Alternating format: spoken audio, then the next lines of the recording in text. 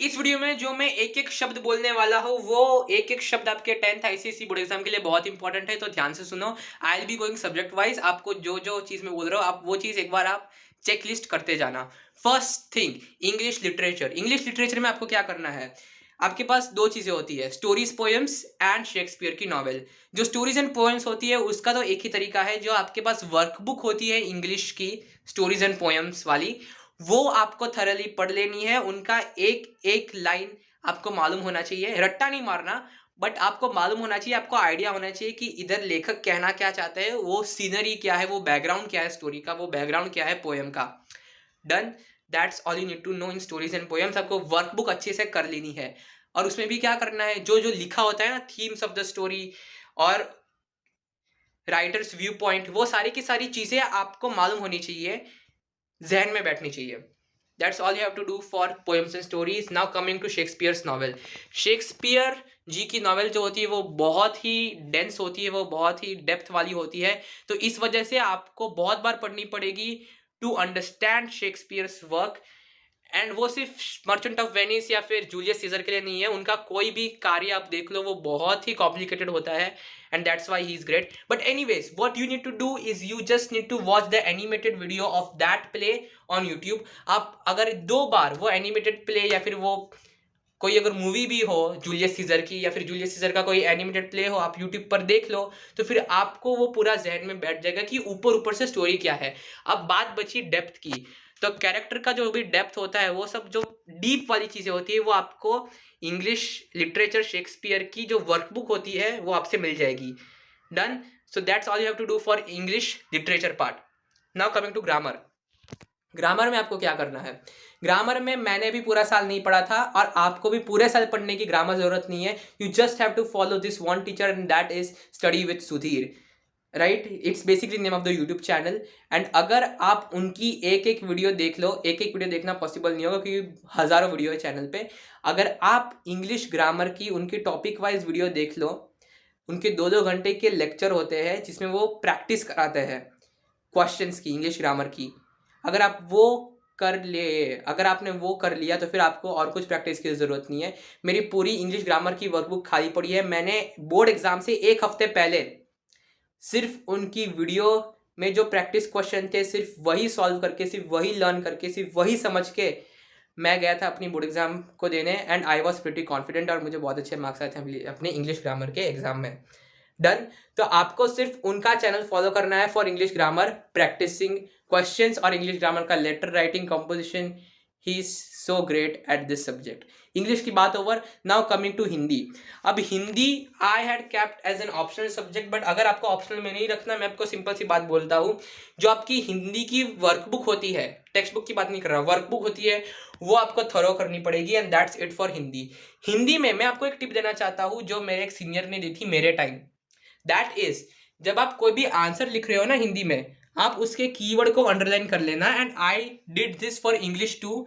And इसके वजह से जब भी वो एग्जामिनर आपका कॉपी चेक करेगा तो फिर वो ऐसा सोचेगा कि ये कितना होशियार बच्चा है कि इसने अंडरलाइन किए हैं कीवर्ड्स।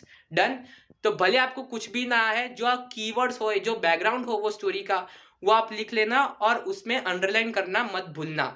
साहित्य सागर करके वर्कबुक आती थी हमारे टाइम पर हिंदी की, अभी मालूम नहीं कौन सी आती है, बट वो आपको वर्कबुक थरो कर लेनी है for Hindi. English done, Hindi done. अभी आया साइंस। साइंस में 3 subject, physics, chemistry, biology. Physics में आपको क्या करना है, फिजिक्स में आपको न्यूमेरिकल्स अच्छे से सॉल्व कर लेने हैं। कैसे करोगे, वो PYQ जितने भी आए हैं ना फिजिक्स में, आपको ओसवाल की बुक से या फिर सैम्पल पेपर में जो भी PYQ होते हैं वो आपको अच्छे से सॉल्व कर लेने हैं फॉर न्यूमेरिकल्स। जो थियोरी होती है वो फिजिक्स में ज़्यादा नहीं होती, मोस्टली न्यूमेरिकल बेस्ड ही होता है। जो थियोरी वगैरह होती है उसमें बेसिकली आपको पॉइंट्स लिखने होते हैं, यूजेस लिखने होते हैं, डिस्क्राइब करना होता है, वो तो आप कर ही लोगे अगर आपको कंसेप्ट अच्छे से मालूम है तो। एंड इट इज़ लाइक कोई भी चैप्टर समझने के लिए, जैसे कि वो मिरर वाला चैप्टर हो गया, मिरर वाला चैप्टर समझने के लिए अगर आपको कॉनकेव कॉन्वेक्स वगैरह के बीच के डिफरेंसेस लिखना आ जाए या फिर आपको उनके यूजेस लिखना आ जाए तो वो तो आपको आ ही जाएंगे क्योंकि आपने चैप्टर अच्छे से पढ़ लिया है। तो न्यूमेरिकल्स आपको PYQ सॉल्व कर लेने हैं उसके for physics. For chemistry the only thing which you have to do is just understand the logic behind each and everything. जैसे कि आप अगर एक पीरियोडिक टेबल में साइड जाते हो, that is from left to right, तो फिर वो एटम की साइज़ छोटी होती जाती है। जैसे आप ऊपर से नीचे जाते हो वैसे वैसे एटम की साइज़ बढ़ती जाती है। आपको वो ऐसे बेसिक बेसिक कंसेप्ट हर एक चैप्टर के रहते हैं, आपको उसमें थरो होना चाहिए, क्योंकि उसी से बहुत सारे क्वेश्चन आएंगे गिव रीज़न के तौर में या फिर MCQ के तौर में। And you have to follow sample papers for chemistry. आपको 10 से 12 सैम्पल पेपर केमिस्ट्री के सॉल्व कर देने हैं। For biology and biology, history, civics, geography, ये तीनों को मैं एक ही चीज़ में गिनूंगा क्योंकि ये सारे के सारे रट्टा मारने के सब्जेक्ट है।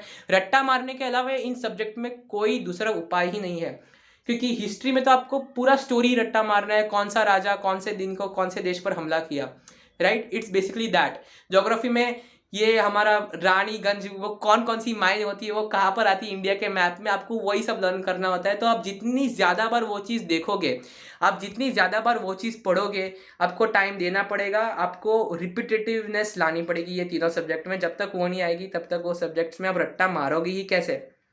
आपको रट्टा ही मारना पड़ेगा वो 3 सब्जेक्ट में। बाकी मैंने भी वही किया था, मैंने भी रट्टा मारा था, समझ कर रट्टा मारा, और तो क्या बोलूँ मैं। बट वो 3 सब्जेक्ट में, इसके अलावा आप कर ही क्या सकते हो। नाउ अभी आया कंप्यूटर, राइट। इंग्लिश हो गया, हिंदी हो गया, English 1 2, Hindi, geography, history, civics, physics, chemistry, biology, computer. Computer में आपको क्या करना है, या फिर अगर आपका पी हो, पी तो मैं बोल रहा हूँ आप जितना ज़्यादा लिखोगे उतने ज़्यादा आपको मार्क्स आएंगे। वो भी रट्टा मारने जैसे सब्जेक्ट है, आपको रट्टा मार देना है पी के अंदर। एक एक पेज आपको, एक एक लाइन, एक एक डेफिनेशन आपको जब तक नहीं आएगी पी में मार्क्स नहीं मिलेंगे। और ज़्यादा लिखो, बल्क में लिखो। That's what my PE teacher use to tell all the people who were in PE। अब मैं तो कंप्यूटर में था, कंप्यूटर में मैं आपको बोलूँगा कि आप अलग अलग प्रकार के जो कोड्स होते हैं ना, वो आप लर्न कर लो। एंड मैंने बेसिकली कंप्यूटर के जो पेपर आता है वो मैंने डिकोड कर लिया है। वो एक्चुअली मैंने कर ही लिया था मेरे बोर्ड एग्जाम के पहले कि किस प्रकार का पेपर आता है, कौन कौन से कोड पूछे जाते हैं। एंड उस वीडियो की लिंक मैं डिस्क्रिप्शन में दे दूंगा, आप वो कंप्यूटर का वीडियो देख लेना before giving your computer board exams, 1-2 दिन पहले। ये तो अभी देख लो तो फिर आपको मालूम पड़ जाए कि किस प्रकार के क्वेश्चन आएंगे पेपर में और आपको किस प्रकार के कोड्स प्रिपेयर करने हैं। कोडिंग में आपको A1 नंबर का होना चाहिए, अच्छे से नीटनेस से कोड लिखना है। एरेस करके एक चैप्टर होता है कंप्यूटर साइंस में, जावा में, आपको वो अच्छी तरीके से लर्न कर लेना है। उसके सारे कोड्स, पिरामिड कैसे बनाते हैं, स्टार पिरामिड, नंबर का पिरामिड, राइट, फिबोनाची, ये सारे के सारे जो प्रोग्राम्स होते हैं बहुत बेसिक है, बहुत इंपॉर्टेंट है, बहुत बार आते हैं, आपको लर्न होने चाहिए। मैथ्स के लिए क्या होता है, मैथ्स तो देखो ऐसा सब्जेक्ट है, आप जितना ज़्यादा बार प्रैक्टिस करोगे उतना आएगा।